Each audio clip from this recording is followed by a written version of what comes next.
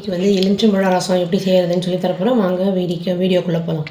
தேவையான பொருட்கள் வந்து அதாவது துவரம் பருப்பை வந்து 1/4 கப் எடுத்து நல்லா ஊற வச்சுருக்கேன் வெந்நீரில். ஏன்னா சில சமயம் வந்து அது பாயில் ஆகிறது இல்லை, அதனால் ஒரு கொஞ்சம் ஊற வச்சுட்டு பண்ணோம்னா நல்லா வெந்துடும். அப்புறம் அதுவும் இல்லாமல் எண்ணெய் வேணும்னா விட்டுக்கலாம், நம்ம வேக்கெண்ணையோ நல்லெண்ணெய் ஏதாவது ஒரு ஸ்பூன் விட்டு வேக வச்சோம்னா நல்லா வெந்துடும். அப்புறம் வந்து கடுகு சீரகம் ரெண்டும் சேர்த்து வந்து இது அரை டீஸ்பூன் எடுத்துருக்கேன். ரெண்டும் கடுகு சீரகம். அப்புறம் மஞ்சப்பொடி ஒரு 1/4 டீஸ்பூன் எடுத்திருக்கேன். கல்லுப்பு தேவையான அளவு எடுத்திருக்கேன். நான் ரசப்பொடி 1 டீஸ்பூன் எடுத்திருக்கேங்க.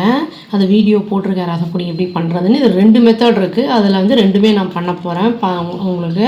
அப்புறம் லெமன் ஜூஸ் வந்து 2 லெமனை வந்து நல்லா வந்து பிழிஞ்சு கொட்டையெல்லாம் எடுத்து வெறும் ஜூஸை மட்டும் எடுத்து வச்சுருக்கேன். அப்புறம் பச்சை மிளகா 2 எடுத்து வச்சுருக்கேன். இஞ்சி வந்து ஒரு சின்ன துண்டு இஞ்சி எடுத்திருக்கேங்க. இப்போ 2 வகையான எலுமிச்சம்பழ ரசத்துக்கும் தேவையான தக்காளி எடுத்திருக்கேன், அதாவது 4 தக்காளி எடுத்திருக்கேன். அப்புறம் கொத்தமல்லி வந்து சும்மா ஒரு கொஞ்சமாக எடுத்திருக்கேன். அது வந்து கார்னிஷிங், அந்த வாசனைக்கு நல்லாயிருக்கும்னு. எப்படி செய்கிறதுன்னு பார்க்கலாங்க. ஃபஸ்ட்டு வந்து நம்ம பருப்பு ஊறிட்டுருக்கு இல்லைங்களா, அதை வந்து தக்காளி போட்டு நல்லா குக்கரில் வந்து வேக வச்சு எடுத்துடலாம்.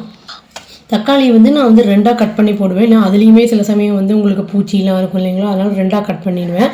கட் பண்ணி அதை வந்து போட்டுடலாம் 2 ரசத்துக்கும் தேவையானதை. வந்து பருப்பு தக்காளி 2 ரசத்துக்கும் தனித்தனியாக வேக வச்சுட்ருக்கேன். அது குக்கரில் ஆகிட்டு இருக்கட்டும். அதுக்குள்ளே வந்து ஒரு ரசத்துக்கு தேவையான அந்த இஞ்சி பச்சை மிளகாயை நல்லா நைஸாக அரைச்சிட்டு வந்துடலாம். வேக வச்ச பருப்பையும் தக்காளியும் கொதிக்க போடிச்சிட்டாங்க. நான் அடுப்பு ஆன் பண்ணி டைரெக்டாக தாளிக்கலை, கடைசியில் தாளிச்சுப்பேன். கொஞ்சம் மஞ்சள் பொடி போட்டுடலாம், இதில் கொஞ்சம் வாசனை போகட்டும். இப்போ இந்த ஸ்டேஜில் வந்து லேசாக கொதிச்சுட்ருக்கு இல்லைங்களா, இப்போ இஞ்சி பச்சை மிளகா அரைச்சிருக்கோம்ல, இது ஃபஸ்ட்டு டைப் ரசங்க. இதில் வந்து ஊற்றிடலாம். இதை காரம் எவ்வளோ வேணுமோ அவ்வளோ போட்டுக்கலாம். இது வந்து என்னென்னா பருப்பு நம்ம எவ்வளோ பேருக்கு பண்ணுறோம் அதை பொறுத்து வந்து நம்மளுக்கு மாறுபடும் பச்சை மிளகா இஞ்சியோட அளவு. நான் வந்து 4 பேருக்கான அளவை போட்டிருக்கேன். நான் இதில் உப்பும் இப்போ ஆட் பண்ணிடலாங்க. உப்பும் ஆட் பண்ணிட்டேங்க. இப்போ கொஞ்சம் கொதி வந்த உடனே ஆஃப் பண்ணி கொத்தமல்லி போட்டு தாளித்து இறக்க வேண்டியதான். இது ஃபஸ்ட் டைப்புக்கு. இப்போ அடுப்பு ஆஃப் பண்ணி கொத்தமல்லியை போட்டுடலாங்க. பெருங்காயம் இருந்தால் போட்டுக்கலாங்க. அப்புறம் இதில் எலுமிச்சம்பழம் பிழிஞ்சிட்டு தாளிச்சிடலாம். எலுமிச்சம்பழம் ஜூஸ் எவ்வளோ வேணுமோ அவ்வளோ போட்டுடலாம். இதுவும் வந்து அவங்க புளிப்புக்கு ஏற்ற மாதிரி. நான் வந்து கொஞ்சம் புளிப்பு கூட போடுவேன். நல்லாயிருக்கும் டேஸ்ட். இஞ்சி பச்சை மிளகாலாம் போடும்போது அதோட டேஸ்ட்டோட நல்லாயிருக்கும். இது வந்து எங்கள் சித்தப்பா சொல்லி கொடுத்த ரசம். இது ரொம்ப டேஸ்டியாக இருக்கும், வாசனையே அவ்வளோ நல்லாயிருக்கும். தாளிச்சிடலாம். செகண்ட் டைப் ரசம் இப்போ பண்ணுறாங்க. அதில் வந்து நம்ம பருப்பு தக்காளி வேக வச்சுருக்கோம் இல்லைங்களா, அதை போட்டு கொதிக்க விட்டு தாளித்து ஃபஸ்ட்டு தாளிச்சிருக்கேன், அதையும் இதில் போட்டுடலாம். இதுலேயும் சேம் ப்ராசஸ் தாங்க. பட் மஞ்சப்பொடி உப்பு போட்டு இது வந்து இஞ்சி பச்சை மிளகாய்க்கு பதிலாக ரசப்பொடி போட்டு பண்ண போகிறோம். இது வந்து வேறு டேஸ்ட்டாக இருக்கும். பட் இதுவும் ரொம்ப நல்லா தான் இருக்கும், டேஸ்டியாக இருக்கும். ரசத்துக்கு நெய் விட்டு தாளிச்சா கூட ரொம்ப நல்லாயிருக்கும். இது கொதிச்சுக்கிட்டு இருக்குங்க. இந்த டைமில் வந்து ரசப்பொடியை போட்டு உப்பும் போட்டேன். நான் இது கொதிச்சு வந்தவுடனே லெமன் ஜூஸ் போட்டுடலாம்.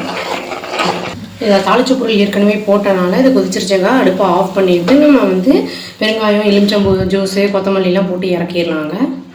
நம்ம எலுமிச்சம்பழம் வந்து அந்த இஞ்சி பச்சை மிளகா போட்டு வச்ச ரசங்க. இது ரசப்பொடி போடாமல் போட்டு வச்ச ரசம். ரொம்ப நல்லாயிருக்கும், டேஸ்ட்டு வாசனையும் ரொம்ப நல்லாயிருக்கும்.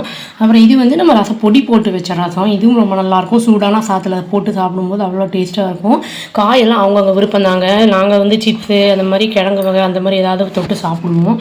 இதுக்கு வந்து அவங்கவுங்க விருப்பப்படி சாப்பிட்லாம். இது கோல்டு இருக்கிறவங்க வந்து கொஞ்சம் ரொம்ப குளிர்காலத்தில் சாப்பிடாமல் இருக்கிறது நல்லது. இது வந்து ஆக்சுவலி விட்டமின் சி இருக்கிறனால எலுமிச்சம்பழத்தில் இம்யூனிட்டி பவர்லாம் நல்லா பூஸ்ட் ஆகும். ட்ரை பண்ணி பார்த்துட்டு எப்படி இருக்குன்னு சொல்லுங்கள். அவ்வளோதான். Thank you. Please do like, share and subscribe our channel and click the all option and tap the bell icon. Thank you.